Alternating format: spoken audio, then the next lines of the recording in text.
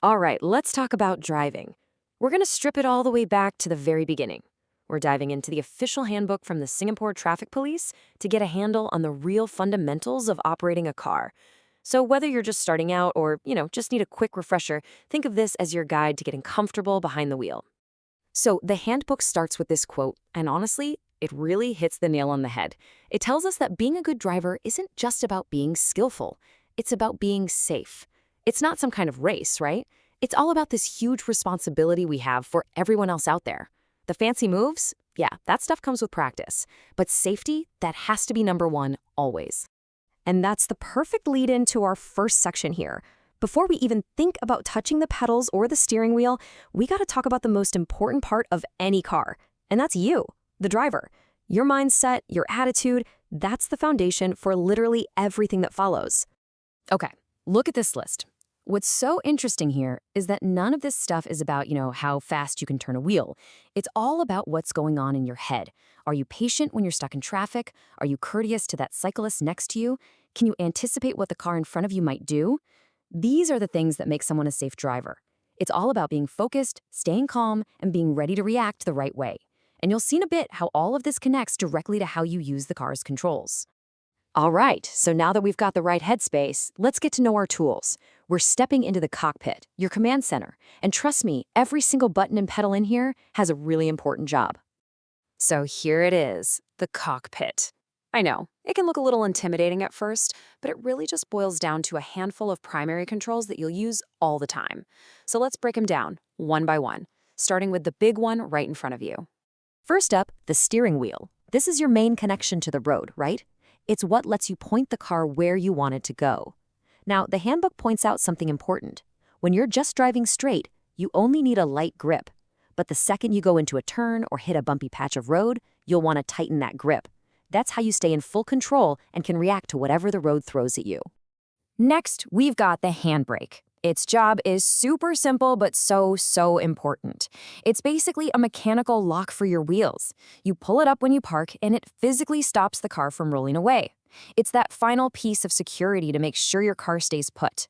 Okay, let's look down at your feet. In a manual car, you've got 3 pedals. You have the brake, which, slows you down. You've got the clutch, which is what lets you switch gears. And then there's the accelerator. Now, the handbook makes a special point about this one. It calls it the most sensitive pedal. And that's because even the tiniest bit of pressure can really change your speed. Being gentle and patient with the accelerator is the secret to a smooth, safe drive. So those pedals, they're all about controlling the car's power. Which brings us to a big topic, the 2 main ways cars handle that power. We're talking manual versus automatic. And this picture just says it all, doesn't it? On the left, you've got your classic manual gear stick. That's the one that needs the clutch pedal. And on the right, you see the automatic selector, much simpler. The biggest giveaway, of course, is that there's no clutch pedal at all with an automatic. So let's really break this down. In a manual, you're the one making the decisions. You're constantly thinking, okay, what gear do I need right now? In an automatic, the car's computer figures that out for you. And the handbook makes a great point here. Since the car is handling the gears, it frees up more of your attention to just focus on the road and everything happening around you. If you're driving an automatic, life gets pretty simple. It's all about these 4 letters. P, R, N, D. P is for park, when you're done driving. R is reverse, for backing up. N is neutral, which is kind of like being out of gear. And D, well, D is for drive. That's it. Nice and straightforward. Automatics have this really neat trick up their sleeve called kickdown. Let's say you need to overtake another car and you need a quick burst of speed. If you push the accelerator all the way to the floor, you kick it down. The car gets the message like, oh, you need power now, and it instantly shifts to a lower gear to give you that quick acceleration. Super useful. Okay, awesome. We know how to go, how to stop, and how to steer. So for our last section, let's get into all the other controls, the ones that are all about communicating with the other drivers and making sure you can see and be seen. Right, now for all the other important switches and levers. You'll usually find these on the stalks just behind the steering wheel. Let's do a quick fire round and go through what they all do. Your turn signals, or indicators. Think of these as your car's way of talking. Using them early and clearly, that's what being a considerate driver is all about. You're just giving everyone else on the road a heads up about what you're going to do next. It's probably one of the most important safety habits you can have. Next up, the light switch. The official rule is simple. Your headlights need to be on from 7 p.m. to 7 a.m. But a really good driver knows it's more than just a rule. If it's pouring rain or super foggy and hard to see, turn them on. The whole point is to see the road, and, just as important, to make sure other people can see you. Okay, windscreen wipers. This one's a no-brainer, but it's absolutely a critical safety tool. They keep your view clear when it's raining. And think about it, if you can't see, you can't drive safely. Simple as that. And don't forget about the washer function. That's what you use to clear off all the dirt and grime that can splash up and block your view. And then there's the horn. This is a big one. It's so important to remember what the horn is actually for. It is not a button for yelling at other drivers when you're angry. It's a safety device. Its only job is to warn someone of danger, like, hey, I'm here, don't back into me. Using it the right way is a huge part of being a responsible driver. Last but not least, the hazard lights. You know, that button with the red triangle on it? This is the universal signal for, I have a problem. You use it when your car is broken down and is blocking traffic, or in some other kind of emergency. It just flashes all your turn signals at once to make sure everyone sees you. And that's it. That's our full tour of the driver's command center. From the wheel and the pedals to all the little switches and signals, you now have the complete map. You know what everything does, and you know why it's so important. But this brings us right back to where we began, doesn't it? Knowing what all the buttons do, well, that's the easy part. The real challenge, the real question is, can you use all that knowledge with the right mindset, with the patience, the courtesy, the awareness that makes a truly great driver? Because at the end of the day, mastering the car is one thing, but mastering yourself behind the wheel, that is everything. So, you're about to get behind the wheel for the very first time. You're probably feeling a mix of excitement and, let's be honest, a little bit of anxiety. And that's totally normal. But don't you worry, think of this as your personal virtual first driving lesson. Our goal here is to break everything down, step by step, and turn those nerves into pure confidence. Let's get started.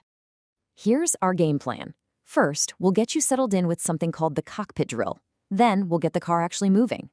After that, we'll get into the flow of changing gears, learn how to handle bends in the road, and finally, we'll practice bringing the car to a perfect stop. See? A nice, logical journey from zero to hero. Okay, first things first. Before you even think about turning that key, you need to get familiar with your command center. This is what we call the cockpit drill, and it is, without a doubt, the foundation of all safe driving. It's all about getting to know your controls so well that using them becomes second nature. Now, I know this might look like a lot at first glance, but trust me, it's a super simple layout once you know what's what. You've got your steering wheel, obviously. Right in the middle, you have the gear lever and the handbrake. And then down at your feet are the 3 pedals.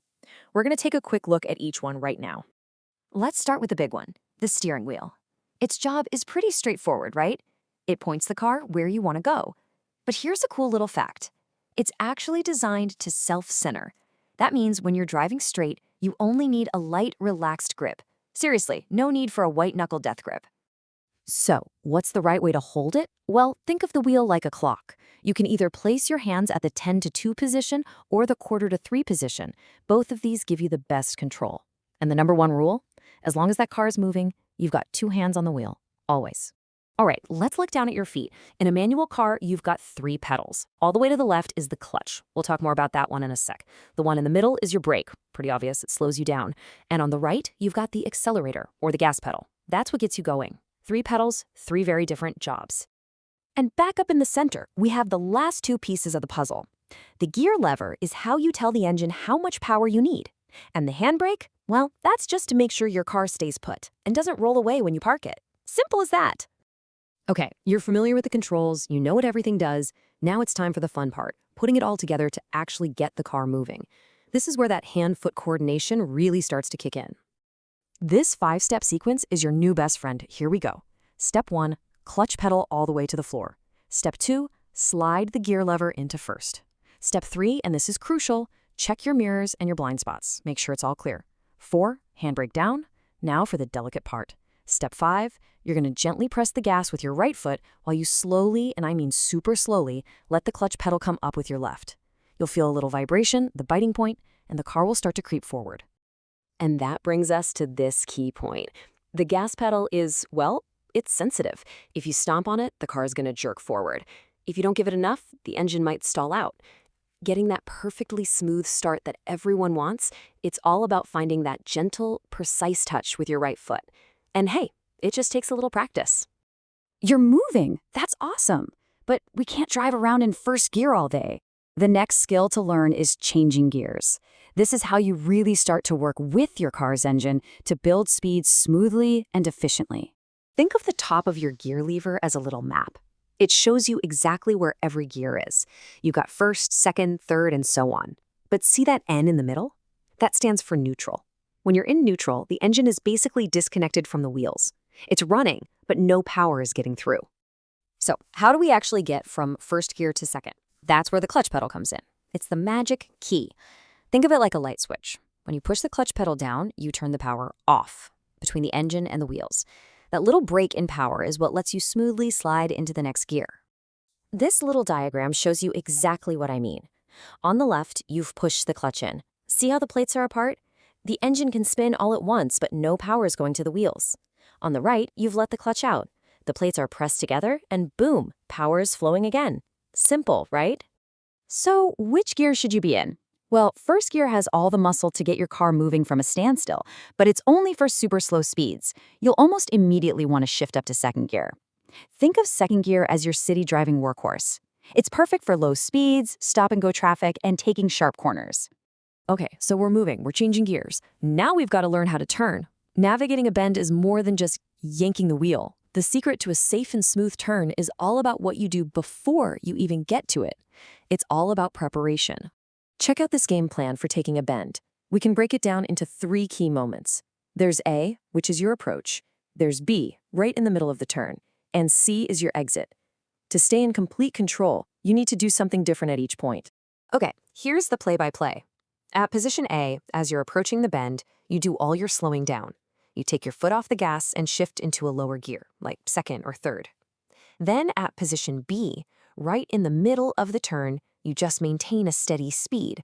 And this is so important. Do not hit the brakes in the middle of a turn. Finally, at C, as the road starts to straighten out, that's when you can gently accelerate out of the bend. What goes up must come down, and what gets moving must eventually stop. And just like moving off, stopping is a skill. It's a planned, deliberate procedure, not just a frantic stomp on the brake pedal at the last second. Let's master it. Here's a little pro tip for you. Before you really start to brake, just give the pedal a little tap first. You know what that does? It flashes your brake lights and gives the driver behind you a heads up that you're about to slow down. It's a simple, safe, and courteous little habit to get into. This right here shows the huge difference between good braking and bad braking. Bad braking is reactive.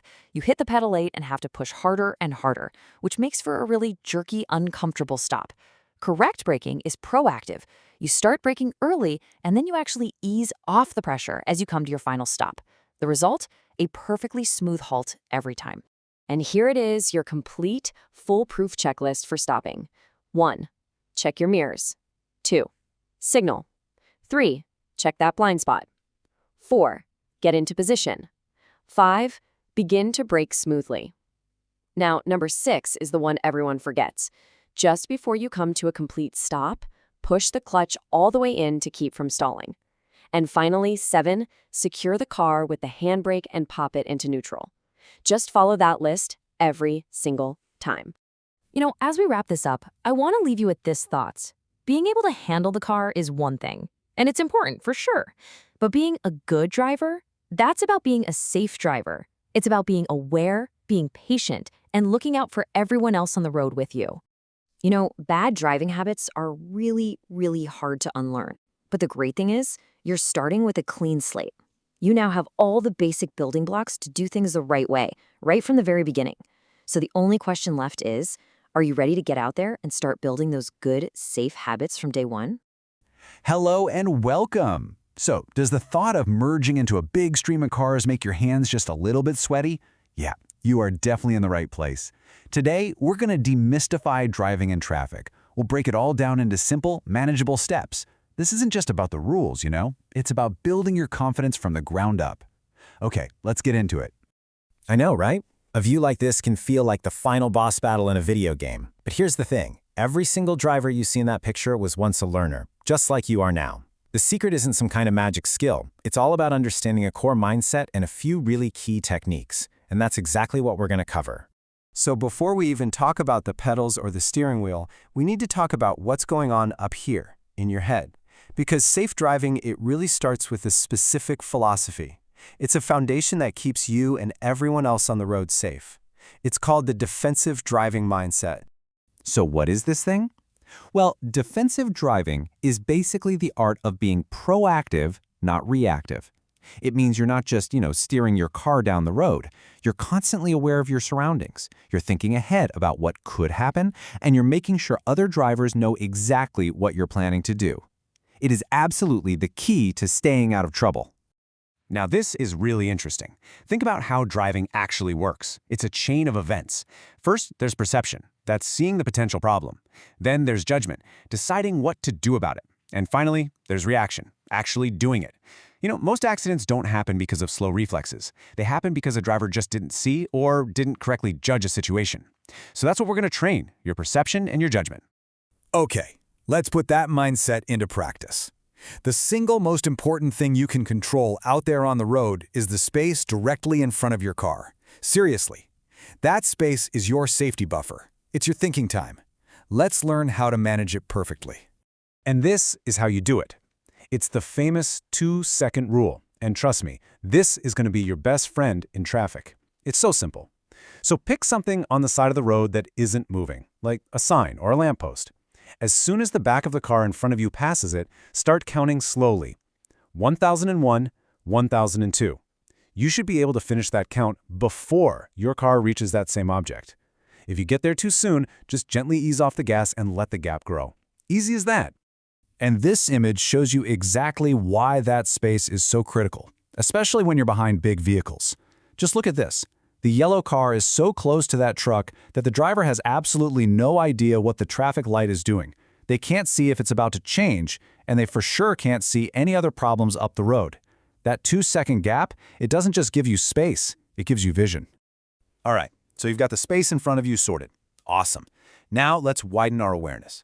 Driving in traffic means you're basically part of a team. You're constantly interacting, you're predicting, you're cooperating with dozens of other people out there. So here's a classic situation. A car in the next lane puts on its signal, wanting to move into your lane.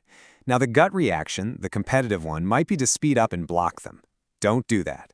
The defensive driver's move is the exact opposite. You just ease off the accelerator and you create a safe space for them to merge. It's not about winning, it's about keeping the entire flow of traffic safe and smooth for everybody. Your eyes need to be in constant motion. You're always scanning. You're not just staring at the car in front of you. You're looking for people on the sidewalk who look like they might step out. You're looking for cyclists who might be filtering through the traffic, for parked cars whose doors could swing open. Remember, the road is a shared space, and a lot of the other users are way more vulnerable than you are in your car. And within that group of vulnerable users, we have to be extra vigilant for certain people. Kids can be totally unpredictable around schools, and older pedestrians might not see or hear you as well, or they just might need a little more time to get across the street. So the key takeaway here is, when you see them, your foot should be ready to brake. Just assume you might have to stop. Okay, let's do a quick pop quiz. Let's test that perception and judgment. You're in the blue car, and you're about to pull out onto a main road. Who do you need to give way to? Yep, the answer is pretty clear. You give way. Any cars that are already moving on that main road, they have priority. Your job is to wait patiently for a safe gap. This is a fundamental rule that keeps intersections from turning into total chaos. You just gotta wait for your turn. All right, let's talk about it. The situation every new driver dreads: gridlock, the traffic jam. I know it can be stressful, but it is totally manageable if you have the right mindset and you just follow a couple of simple rules. I mean, this slide really says it all, doesn't it? On the left, you've got total chaos. That driver weaving from lane to lane, it's not actually getting them there any faster, but it is dramatically increasing the risk of a crash. Now look to the right. See? Order. Calm. Drivers staying in their lanes, moving predictably. That is the safe and, honestly, the sane way to handle a jam. So here's your cheat sheet for staying calm in a traffic jam. First, and this is the big one, be patient. Laying on the horn just adds to everybody's stress and helps no one. Second, just stick to your lane. And finally, if you see someone trying to merge in, be that nice driver who lets them in. A little courtesy goes such a long way. Of course, the best way to handle the jam is to try and avoid it in the first place, by planning your trip. And that brings us to our final and maybe our most important section. See, being a great driver isn't just about how well you control your car. It's about being a great communicator. Your signals, your horn, even your position on the road, it's all a language that other drivers understand. Your turn signals are your #1 way of talking to other drivers. So, signal early. Give everyone plenty of warning about what you're about to do. And, just as important, cancel it as soon as you're done. A signal that's left on by mistake is a confusing signal, and believe me, confusion on the road is dangerous. The horn is a safety tool, full stop. It is there for one single reason: to prevent a collision. It is not a megaphone for your frustration, and it's not a button to demand someone gets out of your way. Use it to warn, not to rage. Think of it like a fire alarm, not a doorbell. I really love this quote. It just sums everything up perfectly. Sometimes the safest and the smartest thing you can do is just let someone else go first, even if you technically have the right of way. Driving is not a contest. Real confidence is shown through courtesy. So, as we wrap this up, I want to leave you with this one thought. Every single time you get behind the wheel, you're entering into a conversation. Your actions, your signals, your patience, it's all part of what you're communicating. So will you be the driver who's clear, courteous, and predictable, or the one who's confusing and aggressive? What your driving says about you? Well, that's entirely up to you. Okay, so let's start with that first big milestone, the one every learner is focused on, the practical test. This is it, the moment where you prove you have what it takes. The test itself is broken into 2 key parts. First up, you've got the driving circuit. Now, think of this as the controlled exam of your core skills, parking, maneuvering, all that good stuff. It's where you prove you're actually in command of the vehicle. But then you hit the open road, and this is the real deal. This is where they test how you handle real traffic, real junctions, and yup, real people. Now, before you can even think about showing off those skills, there's a number. A single number you absolutely, positively have to know. It is a make or break number. 13. So, why is this number so critically important? And boom, here's why. If you rack up 13 or more demerit points from traffic offenses before your test date, you won't even be allowed to take it. Period. Your driving journey stops before it officially starts. It's sending a super clear message, right? The rules of the road apply from day 1, not just after you pass. All right, so let's say you pass. You've got that license in your hand. You're on your own. But you're never truly unwatched. And that brings us to the technology that's out there making sure everyone follows the rules. I know it's easy to look at these cameras and think they're just designed to catch you out, but let's try to flip that perspective for a second. Their main purpose is actually deterrence. They're put in these accident-prone areas to encourage all of us to slow down, to stop at red lights, and ultimately, to make the road a safer place for everybody. So let's break this down. You have your red light cameras, and running a red is a huge deal. We're talking 12 demerit points. That's nearly enough to get you barred from your test, all in one mistake. Then you've got your speed cameras, both fixed and mobile.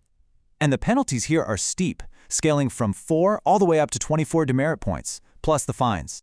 And here you can see the 2 types. On the one hand, the permanent fixed speed camera, you'll find these in known speeding hotspots. But on the other hand, you have the mobile speed camera. These can be set up anywhere, anytime to deal with localized speeding problems.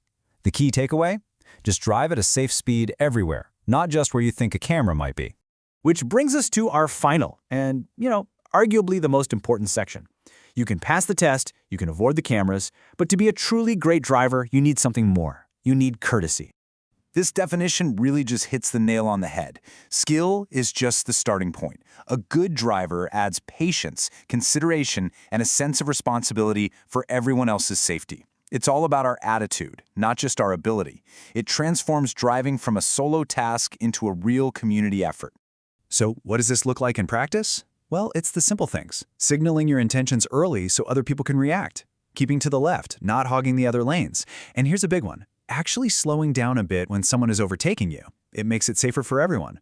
It's all about these proactive, almost selfless actions. And here's the flip side, the things that create stress and danger. Using your horn out of frustration, tailgating, which gives you no time to react, aggressively flashing your lights, and oh, the absolute worst, speeding up when someone is trying to pass you. These aren't just rude, they are dangerous, unpredictable behaviors. And this right here is a perfect example of a major don't. Weaving like this doesn't just put you at risk, it creates chaos and confusion for everyone around you. Other drivers can't predict your next move, which forces them to brake suddenly, and that can cause a dangerous chain reaction. Just remember, smooth, predictable driving is safe driving. So, as we've seen, passing your test and knowing the traffic laws, well, that's just your entry ticket. It gets you on the road. But being a good driver is a continuous journey of awareness, of patience, and of courtesy. Ultimately, every single time you start that engine, you're making a choice. You can choose to be impatient and aggressive, or you can choose to be calm, considerate, and safe. So the final question is for you to take with you out on the road. What kind of driver will you choose to be?